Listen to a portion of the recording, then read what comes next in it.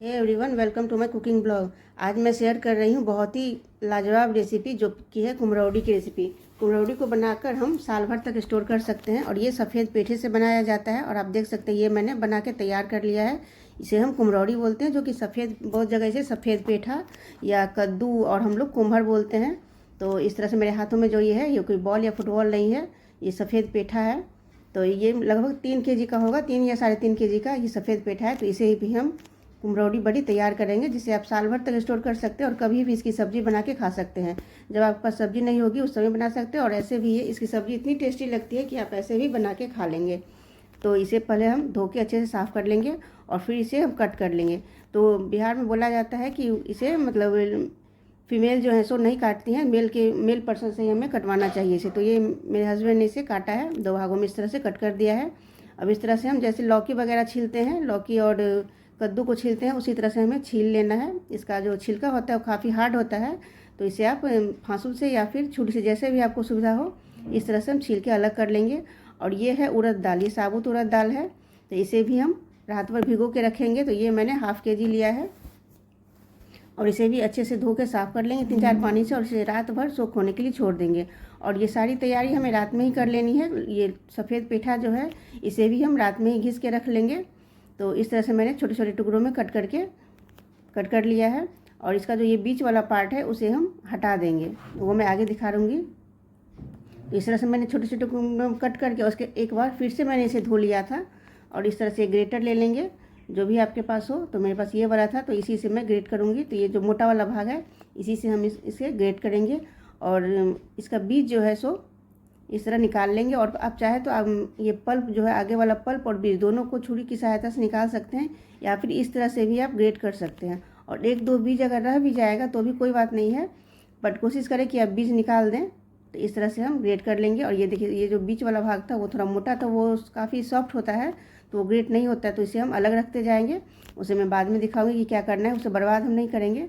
तो अगर नहीं तो इस तरह से बीच वाला पार्ट को हम हटा देंगे छुरी की सहायता से।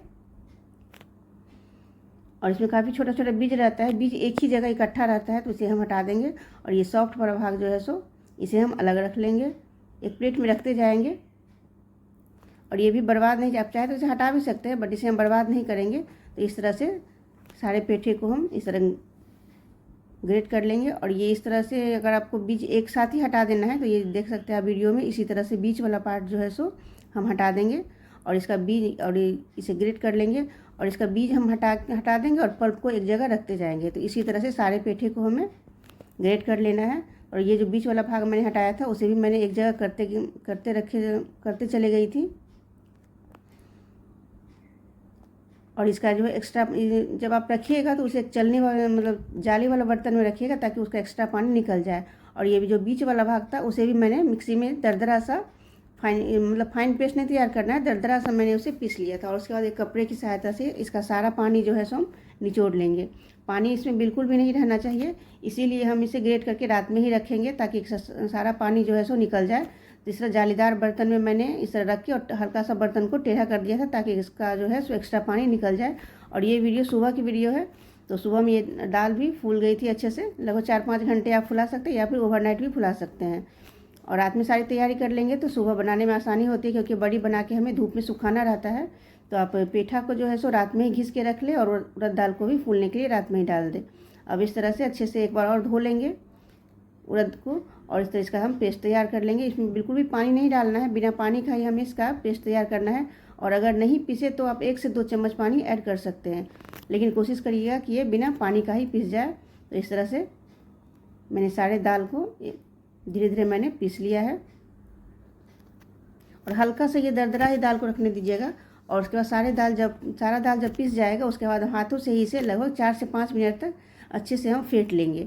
हाथों से ही फेंटना है, इसे अच्छे से ये फिटता है। तो इसी तरह एक ही डायरेक्शन में हमें अच्छे से फेंट लेना है। और ये देखिए, रात भर इसका पानी भी निकल गया है, रात भर मैंने छोड़ दिया था, ये काफ़ी ड्राई हो गया है। और फिर भी लगे कि ये थोड़ा सा है इसमें पानी, तो मैं आगे दिखाऊंगी कि मुझसे क्या करना है।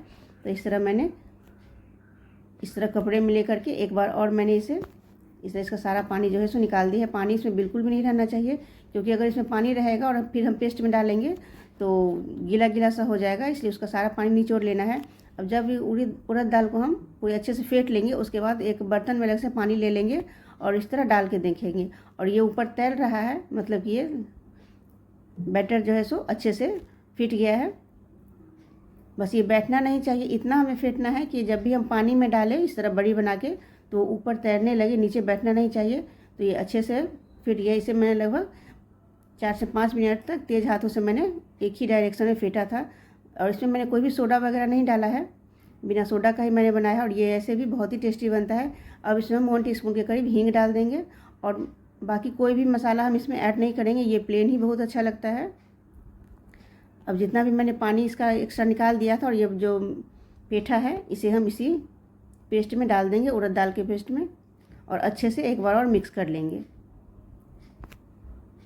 और इसका कोई माप नहीं है, आप जब इसमें डालिएगा तो ऐसा लगे कि इस तरह का बैटर बन जाना चाहिए, तो इसी तरह से। और एक बार फिर से हम इसे पानी में डाल के देखेंगे कि ये तैर रहा है कि नहीं। तो इस तरह से छोटा छोटा टुकड़ा ले लेंगे और पानी में फिर से हम डाल के देखेंगे। तो ये देखिए ये ऊपर में तैर रहा है।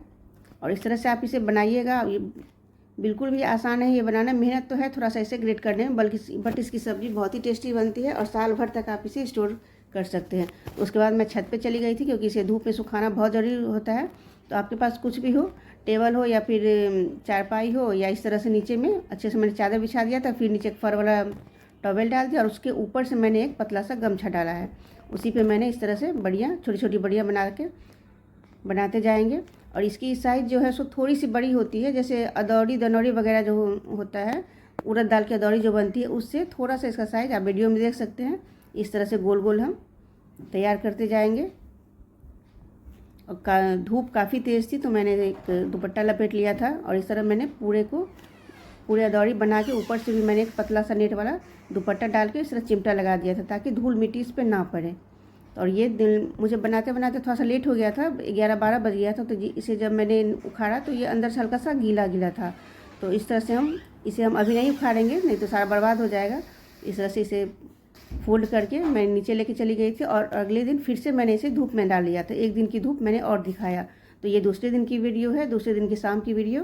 तो ये देखिए अच्छे से सूख गई है।